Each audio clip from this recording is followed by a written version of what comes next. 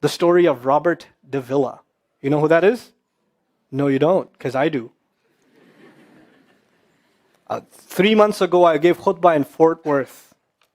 I haven't been to that masjid in 4 or 5 years, and they invited me for some reason, and I went. And I gave khutbah there. My khutbah was about dua. An Egyptian fellow comes up to me, a young man came up to me afterwards, he goes, Allah fulfilled my dua today. And I said, what's your dua? He said, my dua was that Nu'man Ali Khan should meet Robert de Villa. I was like, are you Robert de Villa? He goes, nope, I am not Robert de Villa. Robert de Villa is my friend. But I think Allah is fulfilling my dua. I was like, fire away, I want to know. Robert de Villa is a young man who lives in a town 40 minutes past Fort Worth. He was a farmer, young guy. And he was hit with some sort of genetic disorder that kicked in later on in his life, and he became paralyzed from the neck down. And he lives in a nursing home. Most people in that nursing home are 90 years, 100 years. They're really, really old people. And then there's, his room where he's paralyzed neck down. He's the only 30-something-year-old that is in the nursing home, okay? And he's been in that nursing home for the last 10 years. His family got a computer for him that's voice activated, so he can give voice commands, put a headphone on and Google stuff and search stuff so he can surf the web and find information.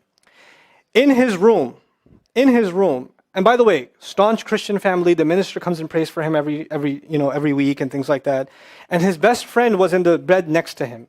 One of his best friends. He became best friends because he met him at the nursing home. This person was also paralyzed and he needed a new liver. Okay?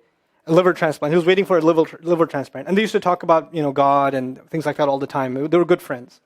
Finally, his best friend got a call that there's a donor available for the liver. So he's so excited. He goes, Robert, I'm going to miss you, but I'm going. I've got a donor. So they take his friend and they go into the operation, and his friend died at the operating table. Now his friend, who's also a Christian, the deceased friend, his sister, took one of the amulets of his friend, a crucifix, and she gave it as a gift to Robert. This is a reminder of your old buddy. So he hung it on the side of his hospital bed. Robert de Villa lives a pretty decent life in there. The nurses take care of him. He's a happy guy. And one day he goes to sleep and he sees a man in his dream. That man says his name is Muhammad. And he says, pointing at the crucifix, God did not send messengers so they would worship the messengers. God sent messengers so you could worship God. And Jesus was just a man. He walked in the markets and he ate food. He walked in the markets and he ate food, and the dream stopped. He only knows that Jesus was just a man. He knows there's a man named Muhammad that said that to him. He said that messengers came so people could worship God and not the messengers. This is all he knows. So he starts Googling Muhammad. He finds Islam. He takes Shahada. When he takes Shahada, he wants to learn about the Quran. So he goes on these chat sessions and finds somebody needs to teach me Quran. He finds a brother in Egypt that he gets together with on Skype to try to learn Arabic. Learn the Arabic alphabet. Once he learned the Arabic alphabet, he learned to recite the Quran. He memorized 10 surahs from his hospital bed. Then he said, I'm beginning to memorize the Quran, and I'm beginning to learn about this prophet, but I need to understand the Quran. So he starts Googling how to understand the Quran. And for some reason, he ends up on my videos. And he starts watching my stuff. And he watched almost everything. And then here's the kicker.